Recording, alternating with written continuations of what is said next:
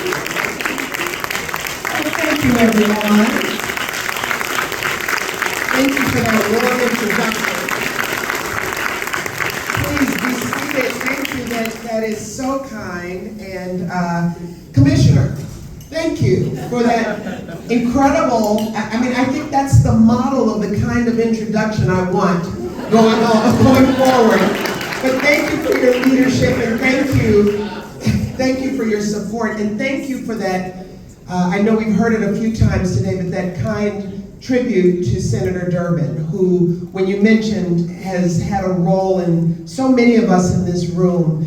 He was so important when I first ran for office. He took me around a coffee shop and said, here's how you meet people. And it was such a great hands-on example. So thank you for honoring him as well. Well, good afternoon, Northfield Township Democrats.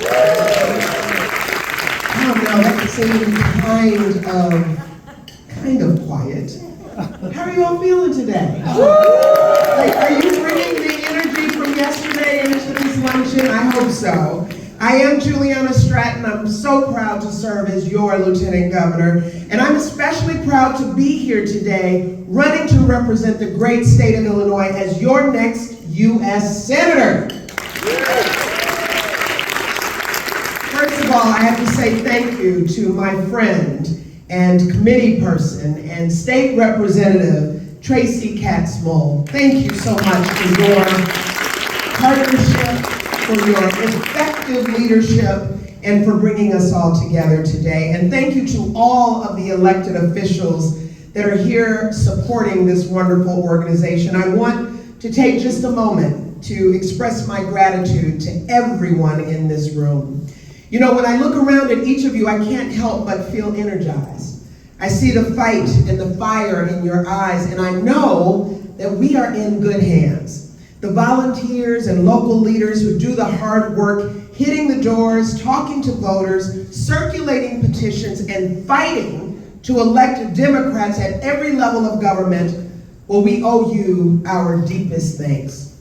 Because it matters who represents us, not just in Washington, D.C., but at the state and local level too.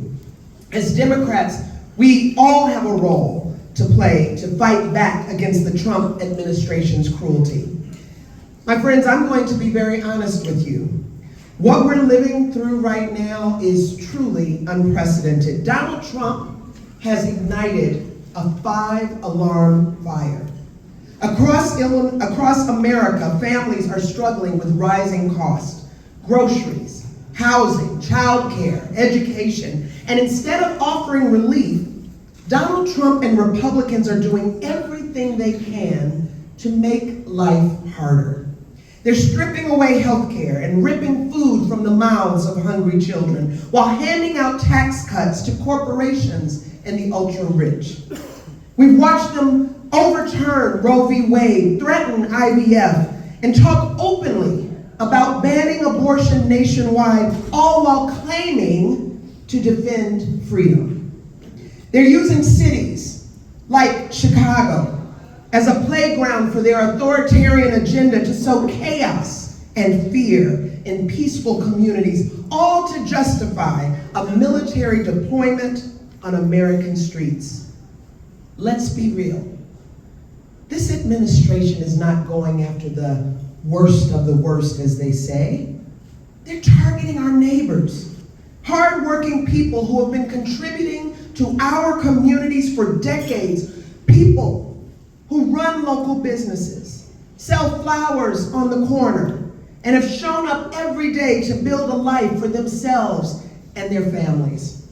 It's despicable, and it's dangerous, and people are scared, uncertain, unsure of what will happen next. And while that fear is only human, it's what we choose to do with that fear that will define the next chapter in Illinois' story. See, we are at a crossroads. And just like Americans have done at every crossroads throughout history, we all must choose how we will respond. Here in Illinois, well, we've made our choice. We've chosen to meet this moment with courage, to stand up for the rule of law, to protect our neighbors, to raise our voices, and to demonstrate true leadership through action. See, Illinois will not be bullied. We follow the law, we respect the Constitution, and we will not join this administration in violating it. As families across our state watch the chaos coming out of the Trump administration with fear and uncertainty, Governor Pritzker and I want every single Illinoisan to know we've got your back. And we're going to fight for you, just like we always have, because this is a moment where we as Democrats need to give people something to fight for, something to vote for. We can model a better and bolder vision for what is possible. And I'm running for the Senate because I want to bring the courageous leadership that we've shown in Illinois to Washington, D.C. We've protected the right to an abortion. We've raised the minimum wage. We've passed common sense gun safety laws. We've doubled the child tax credit, lowered prescription drug costs, invested in early childhood education, and created thousands of new jobs.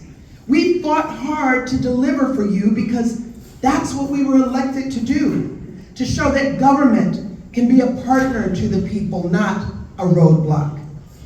And that is what this moment requires of all of us, to fight, to persist, and to hold on to what is worth fighting for.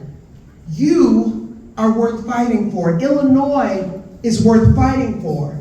And I know many of you are angry. I'm furious too. But channel that energy into peaceful and urgent action. Together, we can meet intimidation with unity and threats with courage. See, Donald Trump is counting on us to give in to hopelessness. But people are rising up and showing that we still have a lot of fight to give.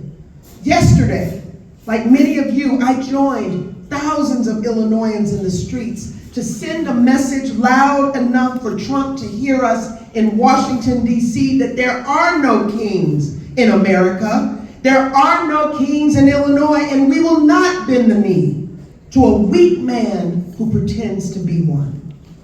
It was a powerful and inspiring day. But we all woke up this morning and gathered here today because we know that this fight is far from over and there's so much more work to be done. This fight, it will not be easy because history isn't made by easy decisions. It's written with the choices that we make in the toughest moments. So I'm here to say to you today, make the uncomfortable choice. 60 years ago, my 92-year-old dad, Henry, made one of those choices.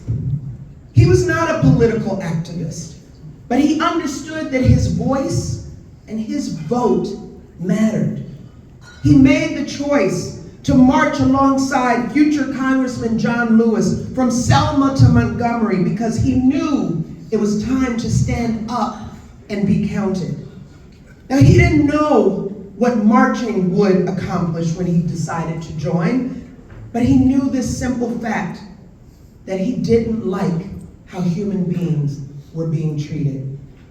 He didn't know that there would be a Voting Rights Act, and he certainly didn't know that 60 years later, Trump's partisan Supreme Court would be threatening to roll back their hard-fought progress.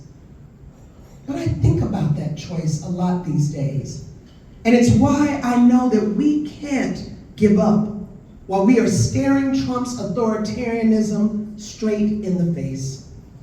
Every day, we wake up and we see that how